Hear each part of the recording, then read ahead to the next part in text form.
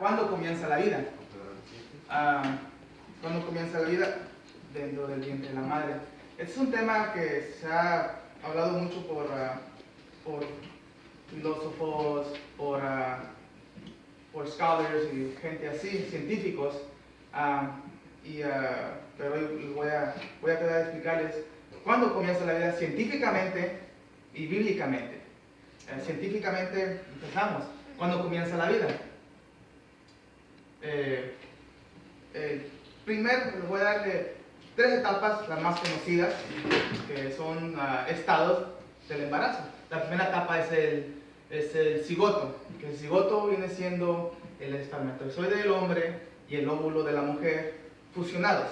En ese momento se juntan las dos, las 23 cromosomas del hombre y las 23 cromosomas de la mujer. En ese momento se crea un ser viviente. Científicamente dice es un ser viviente.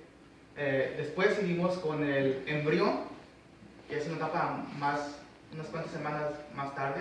Después seguimos con el feto, que ya tiene más características humanas. Se le puede ver su nariz, sus ojos, su mano.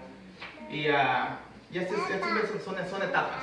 Y me refiero así porque estas son etapas científicamente que les dicen cigoto, embrión y feto para dar diferentes. ¿En qué etapa va en esa etapa? Es como diciendo un niño, etapa de un bebé, etapa de un niño, etapa de un joven, etapa de un adulto. Estas son las etapas en el embarazo. Como ver aquí, que una mujer dice, maravillosas noticias, cuando una mujer o una familia, una pareja saben que están embarazados, no dice tengo un cigoto o tenemos un bebé. Un bebé. Y si esa pareja tiene un hijo de 9 años o de 5 años, no sé si les ha tocado ver que dice, here's my little brother o my little sister.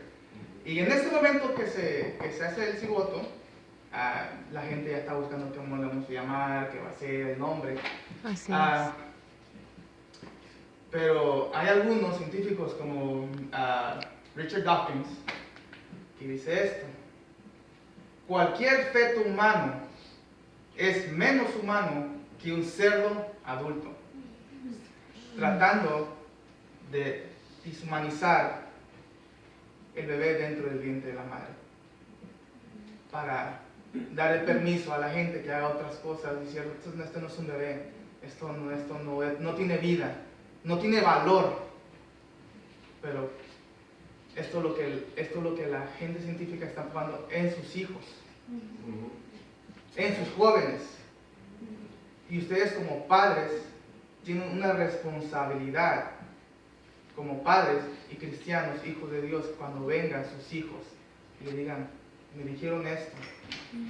Si ustedes no saben, apunten a la persona correcta. El cuerpo de Cristo es grande, es mundialmente, no se limita más aquí. Está afuera también, está en muchas partes. Pero ¿qué dice la Biblia? Si quiere pasar aquí. Adelante.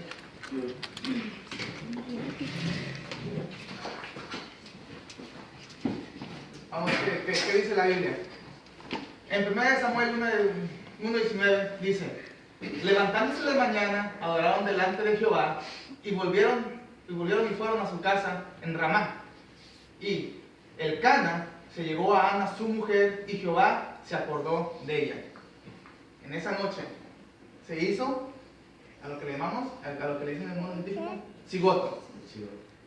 Algo muy importante, hermanos, es que eso, cigoto, ese ser humano, ser viviente, es aparte de la mujer, no es un brazo más, no es un ojo más, es un ser aparte, con su propio ADN, totalmente aparte. Ese es el principio. Vamos a ver qué dice el siguiente. Salmos 39:16.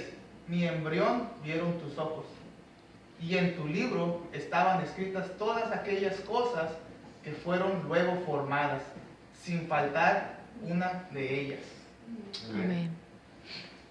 Pero si quieren ir más atrás, vamos al siguiente, que dice, antes de que fueras formado, en el vientre te conocí.